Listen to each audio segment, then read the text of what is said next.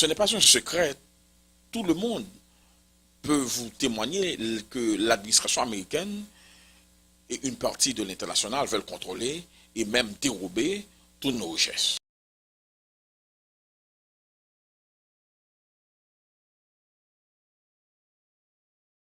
Ils fragilisent le pays en contrôlant nos dirigeants qui n'ont aucune vision. C'est plus facile d'avoir des représentants corrompus et encervelés dans le gouvernement en Haïti, car ils ne peuvent dire non aux exigences de l'administration américaine. Tout de suite après le départ de Duvalier, les différents coups d'État en Haïti portent la signature et l'acceptation de l'administration américaine. Le fameux coup d'État de Raoul Cedras a été un scénario parfait pour forcer le président Aristide d'accepter beaucoup de conditions.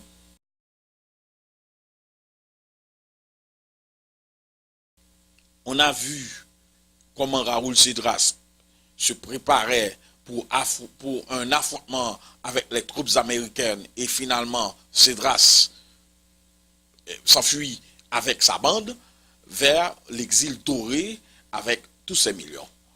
Et l'administration américaine n'a rien fait contre Cedras, même la même chose pour Duvalier et beaucoup d'autres chefs d'État.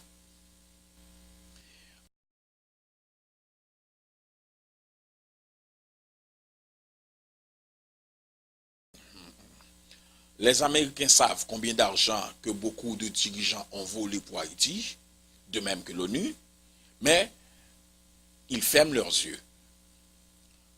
Alors, pour détruire Haïti, ils utilisent devant la scène des Haïtiens. Eux, ils se cachent derrière le rideau.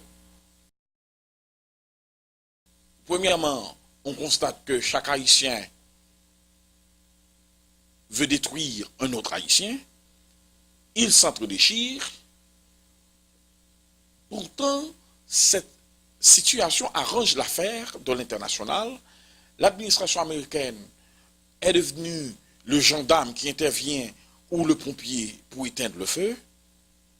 Récemment, pour faciliter quelques millions de dollars au président de la République, l'administration américaine exige une vote contre le Venezuela et le gouvernement a accepté sans se plaindre.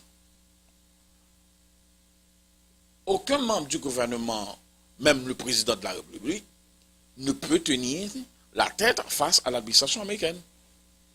Le plus grand problème de notre pays est la trahison.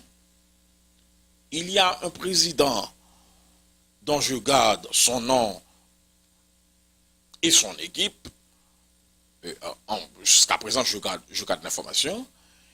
Il est le plus grand traître de tous les Haïtiens.